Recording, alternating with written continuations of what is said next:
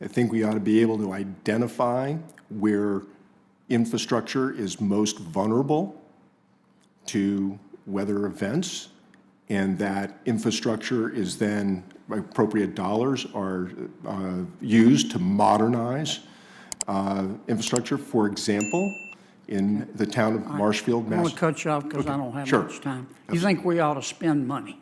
Hey everyone, welcome back to Congress Lens. I'm Audrey. What you just saw is a perfect example of why Senator John Kennedy has become one of the most effective interrogators in Congress. This wasn't shouting, this wasn't theatrics, this was methodical pressure, common sense, and accountability. Senator John Kennedy took a very broad, very confident climate claim and forced it into the light, and once the details were demanded, the certainty disappeared. This hearing is important because it shows how easy it is for policy conversations to drift into fear-based predictions without timelines, costs, or clear responsibility. Senator John Kennedy wasn't denying climate risks. He was demanding answers that justify spending trillions of taxpayer dollars. And that matters. If you appreciate clear-eyed scrutiny, tough questions, and officials being challenged instead of coddled, hit like, subscribe, and turn on notifications so you don't miss future breakdowns right here on Congress Lens. Now let's watch the full exchange, and when we come back, I'll break down exactly why Senator John Kennedy controlled this entire hearing. Thank you, Senator Merkley. Senator Kennedy's up next. Thank you, Mr. Chairman. Mr. Doe, as I understand your testimony, you're saying that at some point climate change is going to cause municipal bonds to default. Is that right? No, I would say that they will be under pressure just because there'll be increased budgetary concerns. Well, so can they withstand that pressure? I think so. Then yes. What's the problem? Problem is that there might be a higher interest rate if there are issues that aren't addressed by state and local governments, that if because of, let's just say, an anticipation of extreme weather events. So you're worried that interest rates will go up? Yes. Okay. I'm looking on your website. You say, my quote, I'm quoting now, contribution to the municipal industry has been extensive as an analyst, strategist, and visionary of the industry's future, close quote. So I want to tap your visionary expertise. At what point do you think climate change is going to cause interest rates on municipal bonds to rise to the point that the interest rates will be prohibitive? When will all this happen? Well, I'll dust my crystal ball off, but perhaps I think in 10 to 20 years. 10 to 20 years, okay. What do you think we ought to do about it? I think we ought to be able to identify where infrastructure is most vulnerable to weather events, and that infrastructure is then, appropriate dollars are used to modernize infrastructure. For example, in the town of Marshfield, I want to cut you off because I don't have much time. You think we ought to spend money? Wisely and appropriately. Okay, sure. Well, nobody around here ever stands up and says, I've got a good idea and I need to spend money unwisely and inappropriately. Correct. You understand that, right? I do. Okay. Do you support the world becoming carbon neutral by 2050? Would that solve? Do you support that? I don't think that's a reasonable expectation. Yeah, but if it were, do you support it? Doesn't seem like it's a bad thing. Okay.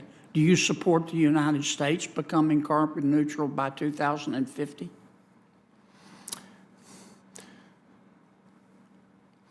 This may not be possible. But do you support it? If it were the right mix of power and energy in order to provide the electricity that's needed for essential needs. Well, you do Yes. understand that that's the goal of the most ardent proponents of climate change, do you not?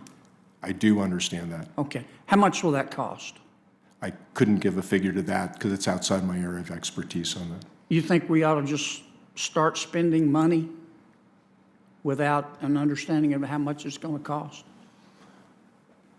I don't think that's ever wise. Okay. Well, don't you think we ought to look into how much it's going to cost?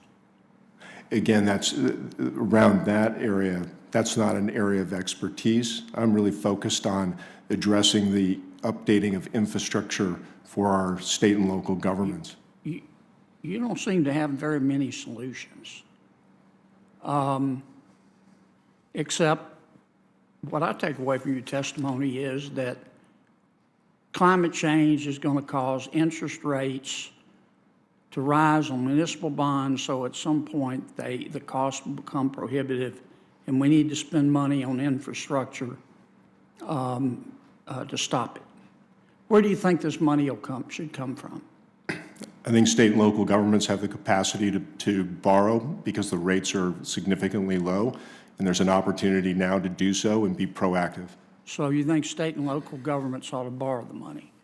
I do. I think they have the capacity to do so. Just out of curiosity, what kind of car do you drive? I drive a Jeep Wagoneer. Is it gas or electric? It's gas. Okay. Do you have a gas stove? I do not. Okay. Do you have a heat pump? I do not. You don't? I do not. Oh, okay. How big a house do you live in? I live in a condominium of 853 square feet. Okay. I'm over. Thank you, Mr. Chairman. All right, now that you've seen the full exchange, let's talk about what actually happened here, because this was a masterclass in exposing weak testimony. The witness came in with a bold premise. Climate change will eventually put pressure on municipal bonds. Sounds serious. Sounds alarming. But Senator John Kennedy immediately did what good lawmakers are supposed to do. He asked how, when, and at what cost. First, notice the retreat. The claim quietly shifts from defaults to pressure, then to maybe higher interest rates, then finally to a guess that this might happen in 10 to 20 years. That's not analysis. That's speculation. Senator John Kennedy didn't ridicule the witness. He simply let the uncertainty speak for itself. Then came the solutions, or lack of them. The witness suggested spending money wisely and modernizing infrastructure. Senator John Kennedy rightfully pointed out how meaningless that language is. Everyone says they want to spend money wisely. That's not a plan. That's a slogan. Where this exchange really exposed the problem was the carbon neutrality discussion. Senator John Kennedy asked a very basic, very reasonable question. How much will this cost? And the answer was essentially, I don't know. That's unacceptable when you're advocating policies that would fundamentally reshape the U.S. economy. Senator John Kennedy made it clear, you don't start spending first and ask questions later, especially when taxpayers are footing the bill. Then we got to the borrowing argument. The witness suggested state and local governments should borrow now because rates are low. Senator John Kennedy's skepticism here was completely justified. Borrowing without clear outcomes, cost projections, or accountability is exactly how governments end up in financial trouble, the very thing the witness claimed to be worried about. And finally, that closing moment, the personal questions. The gas-powered vehicle. The lack of a heat pump. The modest condo. This wasn't mockery, it was exposure. Senator John Kennedy highlighted the disconnect between elite policy advocacy and real-world behavior. If these solutions are so urgent and effective, why aren't the advocates leading by example? What Senator John Kennedy did here was simple but powerful. He forced a theory to confront reality. No yelling. No grandstanding. Just relentless clarity. This is why hearings matter, and why scrutiny like this is essential. Policies should be built on facts, costs, and feasibility, not fear and vague promises. If you want more no-spin breakdowns of congressional moments like this, subscribe to Congress Lens, give this video a thumbs up, and let me know in the comments. Do you think lawmakers should demand cost estimates before approving massive policy shifts? I'm Audrey, and I'll see you in the next one.